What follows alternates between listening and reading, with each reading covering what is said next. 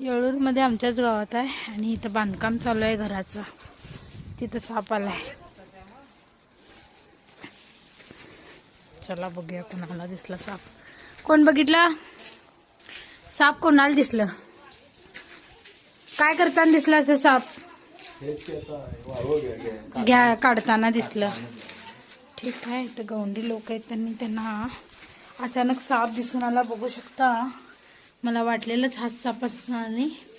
एवढीशी सापाची skin जरी दिसली, त्याची त्वचा थोडीशी दिसली तरी ओळखता आलं पाहिजे. आणि हा नाग आहे मित्रांनो. वा.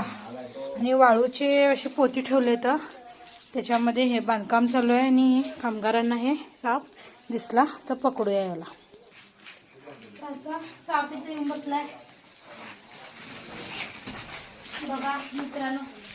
8 टक्काला आलाय साप आणि नाग आहे.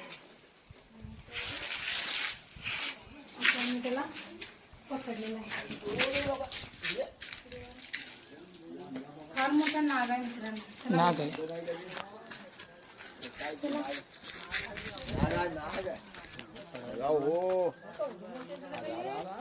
या इकडे या इकडे. सगळ्यांना घेवा जरा व्हिडिओ मध्ये.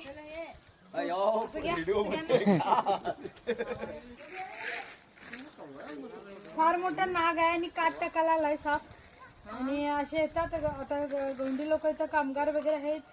आणि असे आता बांधकाम आलं म्हणजे वाळूची पोती किंवा स्क्रॅप मटेरियल आलं आणि त्याच्यामध्ये खास करून येऊन साप बसतात. त्यामुळे जेव्हा कधी पण आम्ही म्हणतो की कामगार लोकांनी शक्यतो फार सावधानी बाळगायला पाहिजे. कारण चुकून हात पाय पडला तर चवू शकतोय साप. आणि अंदाजे 4 ते 5 वर्षाचा हा नाग आहे मित्रांनो. फार मोठा आहे. फणा बघू शकता त्याचा किती मोठा आहे. बघू शकता अशी कात अशी निघाले. नंतर तो फ्रेश होईल. आमच्याच गावात आहे. येळूरमध्ये आहे. येळूर एक खेडेगाव आहे आणि आमच्याही आजूबाजूला असे साप राहतात. त्यामुळे बऱ्याच लोकांचा प्रश्न असतो की तुमच्या बाजूला सुद्धा साप येतोय की नाही किंवा तर येतात. आमच्या घराशेजारी सुद्धा येतात. लक्षात घ्या. परवाच एक व्हिडिओ टाकला तर फार मोठा साप आहे मित्रांनो आणि नाग आहे.